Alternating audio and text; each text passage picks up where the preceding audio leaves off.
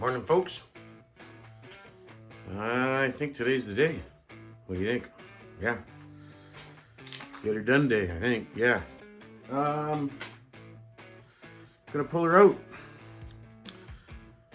All scheduled in with my brother and Gerry, my other brother from another mother. And this morning I'm in a little bit early. You guys should be here in about an hour. Gonna put my cam cover, not plate.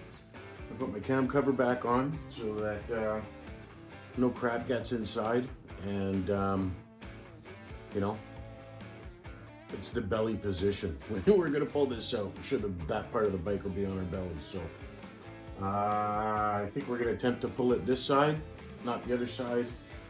I'm gonna, once I get the cam cover on, I'm going to start pulling some bolts, get the motor strapped, and maybe drive that pivot bolt out for the swing arm. See where the tension is, you know, because I do have the tire in the air, so I don't, you know, I gotta figure out to get the least amount of pressure off that pinion shaft, right? And yeah, try and get that baby out of here. I don't know, we'll see if it's gonna work or not, man. And I'm sure I'll introduce the boys to you once they get here, but you know, we're probably gonna sit here for half an hour and, you know, 6 eyes are better than 2, and give it a quick look over, strategy, all that stuff. Because once we get going on this, right, it's gonna get heavy, and I gotta clear the bench, gotta put the motor somewhere. So yeah, still a little bit more thinking, but you know, 6 eyes are better than 2, and we'll figure it out, and we'll be getting back to you, that's for sure. Stay tuned.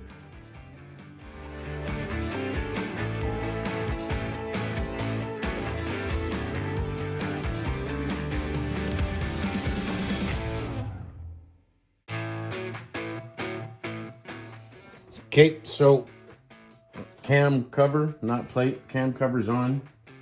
I got a strap around the back end of the block.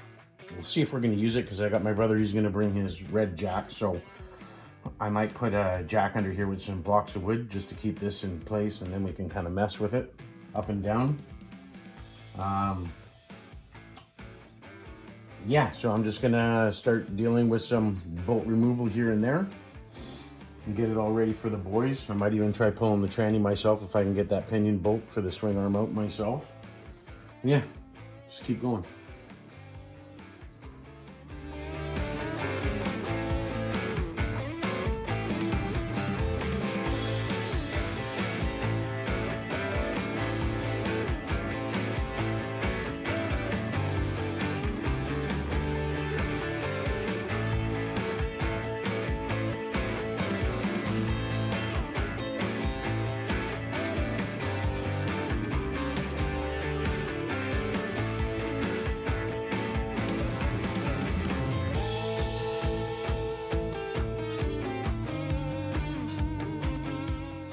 Okay, so yeah, everything's loose. Took off the brackets on both sides that hold the front of the transmission.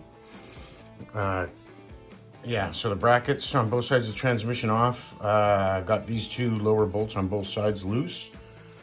Gave the pinion a bit of a whack. She moves pretty easy with just some taps. Put a rag under there because whatever, you know what? I got chrome shocks under there. And whatever, I guess it really doesn't matter, but I don't know, I'm always a little bit safe. So yeah, I'm pretty much ready to go.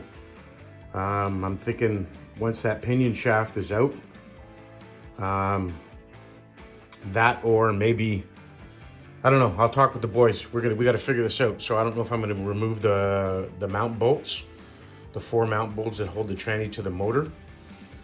Remove those first, because it should be doweled. So if I remove those and then the pinion, then it'll be easier, because then I can have 2 guys kind of holding the transmission up while the pinion comes out, and then all they got to do is push it backwards. And yeah, we'll see how that works. I think that's the way to go, but I'll wait for them. You know, like I always say, 6 eyes better than 2. So we're almost there, guys. You know, which is actually pretty good setup, right? The I don't know, I've been spending like maybe 2.5, 3 hours a day. Today's day 3 or 4. I think it's day 4. So in reality, you know, a shop that knows what they're doing and they're familiar with the job, I'm sure that in an 8-hour day, a shop with 1 or even 2 good mechanics can have the motor and tranny out of a bike, yeah, within an 8-hour day. If they go charging you like 16 hours or something like that, then, you know, and I mean, I'm a mechanic, but, you know, I'm not a bike mechanic. I just know my stuff, right? So it works out. Yeah. There's no reason why it wouldn't take a proper shop more than 8 hours to pull a motor and tranny, right? And I haven't been whacking hammers around it and stuff. You know, I've been protective of all my stuff and what I'm doing. As you can also see, I like to use hand tools because hand tools are the way to go. I'm just, I don't know. I guess I'm just kind of, I like using hand tools on stuff like this, especially aluminum, you know, because you can find out whether it's binding as it's coming out, and, you know, same with putting stuff back together. I like to use hand tools because you never know exactly how tight things are. It's better to get that hand feel, because the last thing you want to do is start helicoiling your bike, right, with the aluminums and stuff. And here's my brother from another mother. This is Gerry, folks. He's known Gerry 40 years, actually. I was just thinking about the other day. I think I was 15 or 16 when we met there in Montreal. I was 18. Yeah. And now so, yeah, I'm 56. So, yeah, 40 years, dude. Hey, isn't that crazy? Yeah. Oh, yeah. So, yeah. We're just waiting on my brother now. And we'll get back to you with what our game plan is going to be. What do we got? Want to go do some sniffies? Come here, buddy. Hey, guys. Okay, so this is my brother Rick. Hey. And his new puppy, Apollo. Come on, Apollo. Let's go inside. The monster Roddy. And anyway, so yeah, we're gonna look at this and we're gonna figure best way. I think Gerry and I kind of already figured it out. I think we're just gonna pull the tranny, separate it from the motor, and pull it out of the. I just think it's just as easy, right? So anyway, yeah, you'll see. One more step, right? Okay, we'll let you know.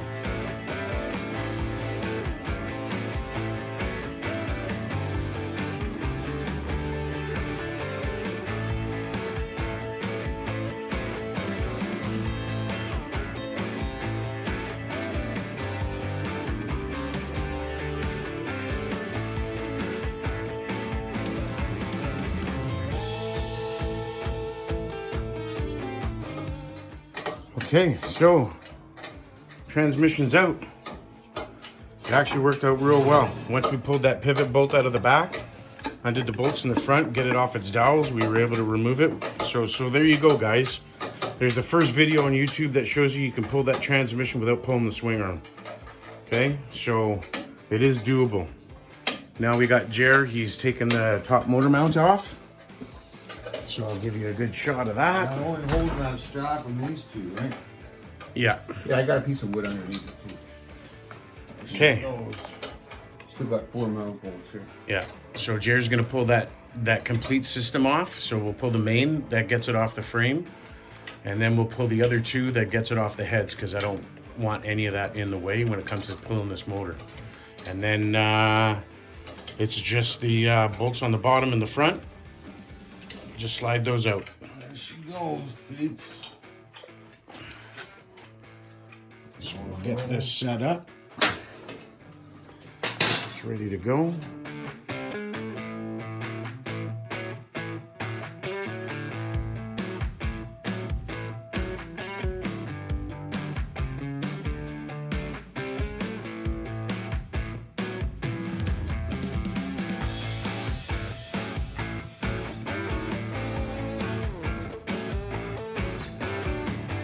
There we go, folks. So we got her out. There's it sitting on the bench. So yeah, so what we ended up doing here is we ended up using my brother's nice bike jack and a block of wood just to support the bottom of the motor. Here's the real and shaft. we were able to, yeah, get her apart. So I'll get back to you when we're, oh yeah, we're gonna celebrate. So hold on. In there, make sure it's all good. Yeah, well, that's just it. Is I'm gonna have to go over the whole bike because anyway, I'll show you guys real quick here. Yeah, just little spots you see. So my Softail shocks.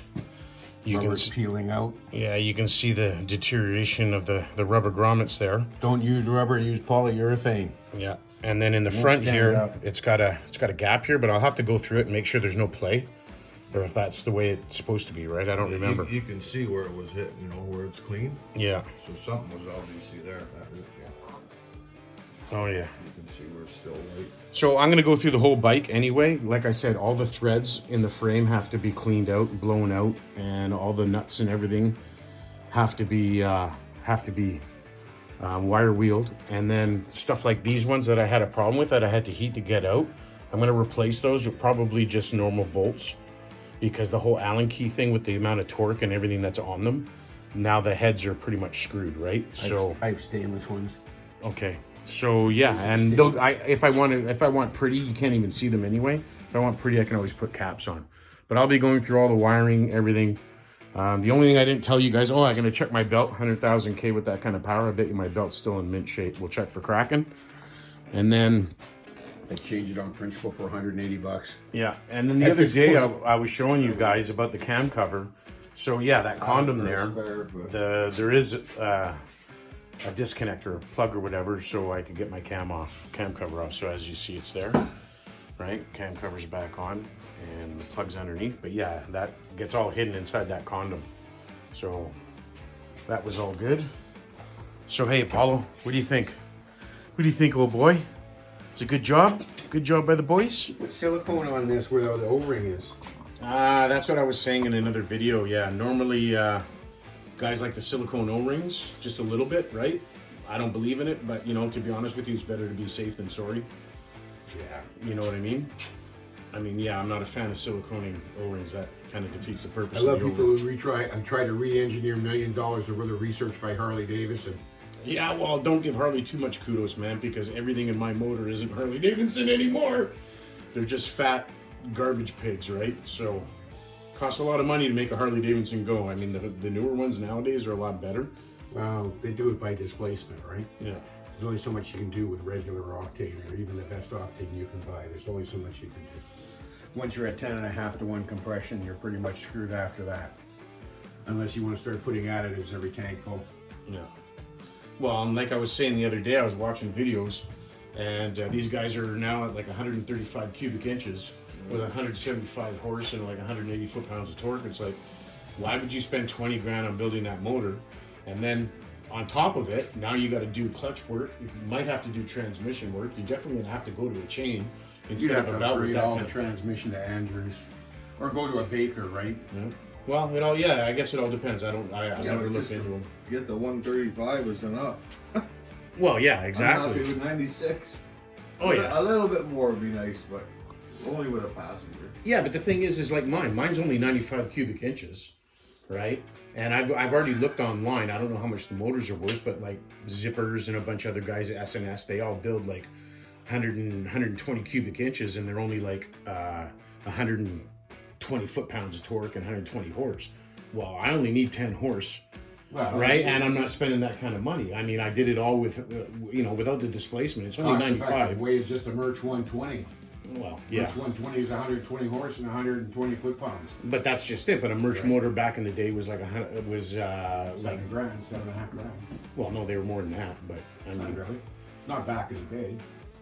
so for mine, yeah, I mean, I'm 95 cubic inches, but all my stuff's in heads and cams. Because Right. making it breathe is where you're getting your performance. You're upgrading over everything, right? You can't go up in compression. All you can do is make air in and air out and go better. Well, and when Lee, when I was talking to him last year about my motor, he's like, "Well, you want to go bigger?" And it's like, "Well, I don't know." You know, because then that means, well, he's talking like, you know, 103 or 107 or What's your bag 110. of Right? rags? I want a clean rag. A bag of rags. So yeah, Lee was talking, you know, let's go up 103, 107. I mean, I'll talk to him again. It's just that means I gotta buy new barrels, right? And then I gotta buy polished barrels. It's not worth it. This bike already wheelies on a dime. It Yeah. already kills most ninjas under 900 cc. So what the hell do you want from a Harley? Well, and I was always saying, you know, I'd race any Harley, but now even the new ones, they have so much power in them. I guess, you know. You clean her back. And that's why they put it all do it back through together, displacement. and You have got to fun realize riding it. power goes up, reliability goes down.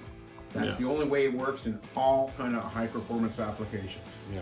Why do you think John Sports car only makes one pass Yeah. on a $100,000 motor? Yeah. 5-second so- pass, right, or 4-second pass. No, it's his daughter. Right? So yeah, you can build it, but if you're going to ride it, you want it to have the beatability built into it, where you can beat it and not break it. Yeah. You don't want something that's so high performance if you beat it a little too hard once, you're out of motor. Well, and that's exactly why. I think the combination you got is just fine. Yeah. Take a look at it. Why spend money where you don't need? Yeah. It might need a hone and a re-ring because 100,000 K on it, but even if it needs to go over a little bit in a set of pistons, I still wouldn't bore it out because Yeah. it works good. Yeah.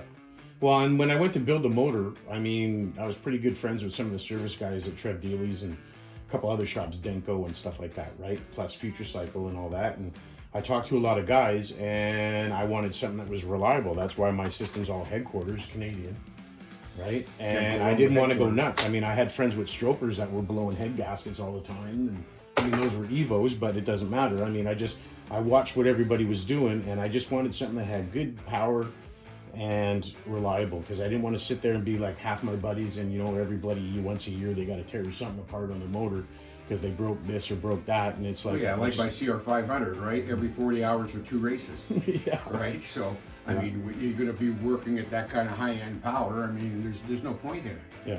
You have all the good stuff in here. I wouldn't mess with a good combination. It's already a good combination. Well, and I might be changing the cam plate. I'm going to talk to Lee about it, but I might be changing the cam plate. We got better cam plates. I don't know if it's worth it to go to Gear Drive. I'm hoping my cams are still in great shape for 100,000 K, you know, because those are pretty much $1,400 for a set of cams, right? So I don't know. We'll see. My builder's There's gonna a look at measurement you it. can take for your chain, Okay, right? For I'm how much leaving, stretch. guys. Okay, bud. Well, there you go, guys. Motor is out and on the bench. Transmission is out. Sitting there pretty. Okay, so yeah. You now have the visual and the knowledge of being able to pull a Softail twin cam B motor. This is a 2000 Softail, so you're able to pull it out without pulling the swing arm, without pulling the back tire. I mean, I loosened everything up because I didn't want the drive belt tight. You know, it puts pressure, an angled pressure on the pinion, and we just threw some sockets in there once we got the shaft out, just to keep it a bit aligned, and now we got the shaft back in there. Just because it's going to be sitting for a while, things are going to be getting moved around, because all this ugliness and, you know, 24 years of riding and stuff like that, it's all going to get cleaned up. And like I said, as for my shocks, I'll be figuring out, you know, some rubbers and the spacers and everything like that, make sure that all that stuff's cleaned up and good, and then I'll be going over all my wiring, checking it all out, cleaning everything up. I mean, I don't know about cleaning up any of the, you know, the burnishing on the paint, because you don't really see it, and I'm not repainting my bike. It's not going back into shows. So it turned out really well, man. And my brother was actually able, he's still a pretty strong guy for an old guy, and he was able to cradle that motor to get it out. Transmission was pretty easy. There was no issues with that. But there you go. If you have any form of any kind of question whatsoever about process, because I did do a lot of time-lapse stuff on this, just ask, you know, put it in the comments, give me a shout, ask me, you know, any questions you want, and if I can answer them, I'll answer them. Just because there's not a lot of information online about this stuff. I don't know why guys don't want to videotape how crazy that is. But yeah, everything worked out well. I'm really happy that, you know, there's light at the end of the tunnel. Now it's just a matter of going to Kelowna and dropping my motor off and talking with Lee and seeing what he has to say, and let him at it, tear this motor down. And I won't be spending any money on any pretty stuff. I just want to repair what's got to be repaired.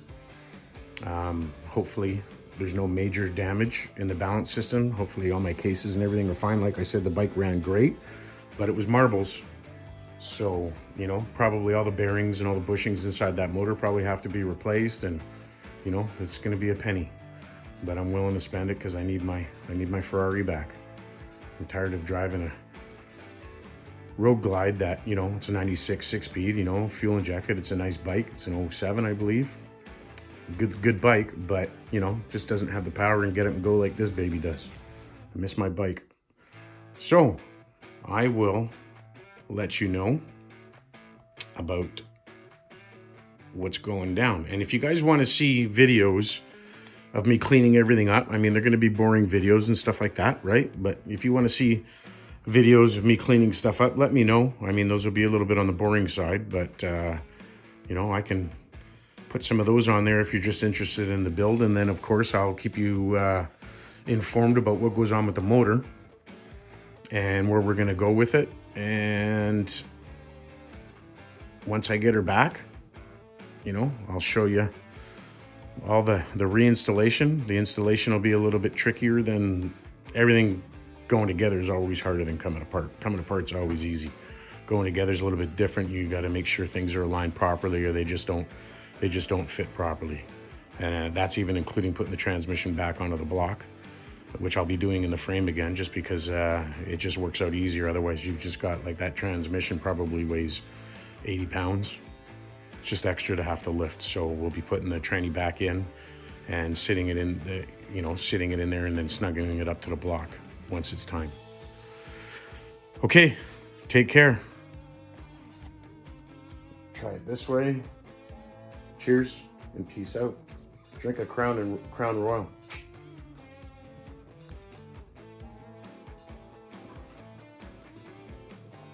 That's a wrap.